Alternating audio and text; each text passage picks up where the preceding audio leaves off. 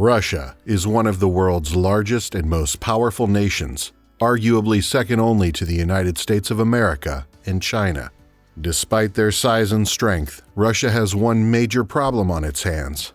What is that, you may ask? It's not a single country, government, or person that troubles Russia, but it's the organization that defends against Russian advancement. This organization is NATO, the North Atlantic Treaty Organization. For years now, Russia and NATO have attempted to settle disputes peacefully through diplomatic relations, and now Russia has come to the realization of NATO's strength, a threat that Russia can no longer tolerate. Russia is so terrified of NATO's expansion that they even invaded Ukraine over their decision to apply for NATO membership. But why would Russia be so terrified of NATO that it would go to war with Ukraine? To understand Putin's orders to invade Ukraine, we need to take a look at what NATO really is. Let's start from the beginning, when NATO was first created. After the Second World War had ended, Russia refused to extricate their forces from Eastern Europe. Perhaps Russia was trying to gain more territory or resources. Regardless, they didn't leave. Several years later, in 1948, Russia ordered its troops to surround Berlin, the capital of Germany. This triggered a response from the United States of America, the other superpower at the time, to stop Russia's aggressive expansion in Europe. This led to the birth of NATO, the organization that continues to haunt Russia to this day. NATO originally started off with 12 member states. The founding members of NATO are Denmark, Norway, Portugal, Luxembourg, Iceland, Belgium, the Netherlands, Canada, Italy, France, Britain, and the USA. All members were located in Western Europe or in North America. Today, NATO has almost tripled in membership, sitting at a total of 30 members, making NATO more dominant than it has ever been. There are also 3 partner countries, Georgia, Bosnia and Herzegovina, and Ukraine, who all intend on joining NATO. Adding more countries to NATO's membership only increases NATO's strength and resources. Essentially, what NATO is a military alliance between all member states created to ensure security in the West. What that means is if a NATO member is attacked, that would be considered as an attack on all NATO member countries under Article 5 of NATO. An attack on one is an attack on all. NATO states that its purpose is to guarantee the freedom and security of its members through political and military means. This is why Russia is so fearful of NATO. When the Soviet Union fell, 15 countries were created in the aftermath. These countries are Armenia, Azerbaijan, Belarus, Estonia, Georgia, Kazakhstan, Kyrgyzstan, Latvia, Lithuania, Moldova, Russia, Tajikistan, Turkmenistan, Ukraine, and Uzbekistan.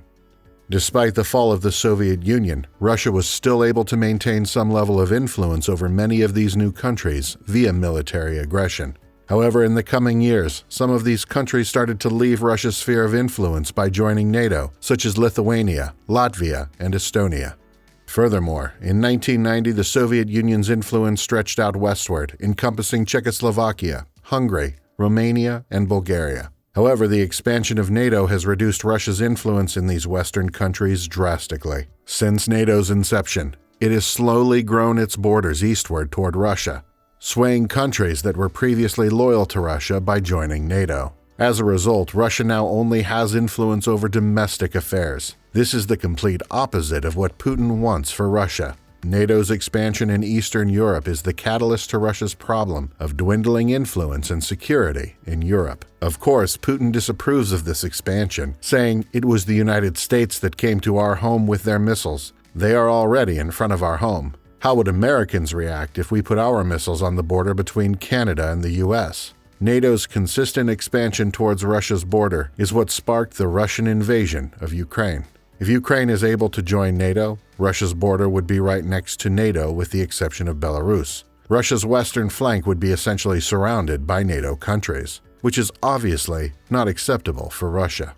Ukraine is the second largest country to emerge from the collapse of the Soviet Union, meaning it controls a large amount of resources and manpower. Adding such an influential country to NATO that borders Russia is unacceptable for Putin. Russia is so threatened by NATO's expansion that it elected to invade Ukraine in an attempt to stop their admission to NATO. As expected, Russia's relations with the rest of Europe, particularly NATO, has been strained, to say the least.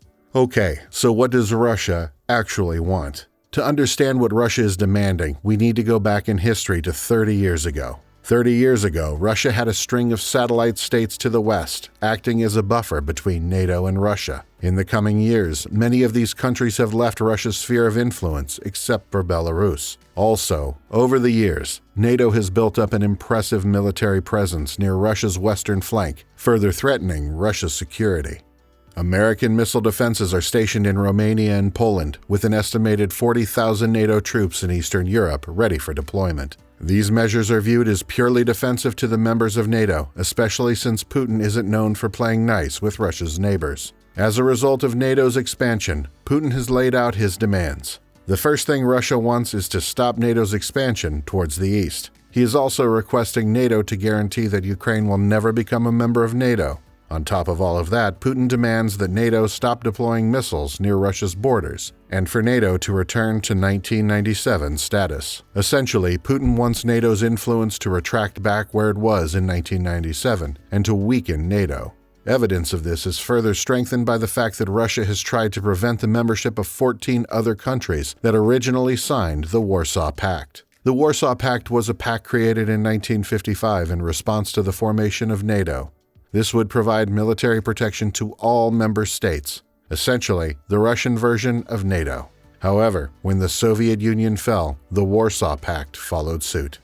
The Russian demands are not acceptable to the West and have been rejected by both NATO and the US. I think it's pretty obvious to say that Putin wants Russia to return to the glory days of the USSR by reducing NATO's strength so Russia can grow its sphere of influence in Europe. As said before, Russia's demands and aggression in Europe has made relations tense between the West and Russia. What if diplomatic relations fail in Europe and an open conflict between a NATO member and Russia develops? Can Russia win against NATO? The answer to that is an undeniable no. This is the very reason why Russia invaded Ukraine, because Putin knows that Russia, despite its vast size and resources, has no chance against the 30 members of NATO. Simply put, a single country has no chance of defeating 30 countries. However, Russia may have a chance against a single country, such as Ukraine, despite the fact that things don't seem like they're going well for Russia at the moment. To give you a better idea on how Russia stacks up against NATO, NATO spent an estimated $1.1 trillion in 2020 on defenses, while Russia was only able to spend $61.7 billion. Also, NATO has 40,000 soldiers on standby, ready to be deployed against Russia. If Russia started an all-out war with NATO, NATO would be able to deploy over 3 million soldiers, while Russian forces are estimated at 1.2 million soldiers. On top of just the number of soldiers, NATO soldiers have access to some of the best training in the world and are very well equipped. However, the same can't be said about Russian training and equipment. This disparity in military capability is part of why Russia is so afraid of NATO. Putin knows that Russia can't go head-to-head with NATO in an all-out war, and as time goes on, more countries continue to leave Russia's sphere of influence.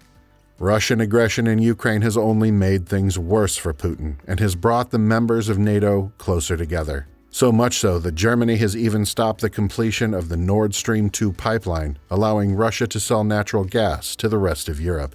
The funny thing is that NATO doesn't even really want Ukraine to become a member. However, NATO can't give Putin the ability to dictate which countries are permitted to join NATO. NATO also will not allow Putin to mandate the military capability of NATO.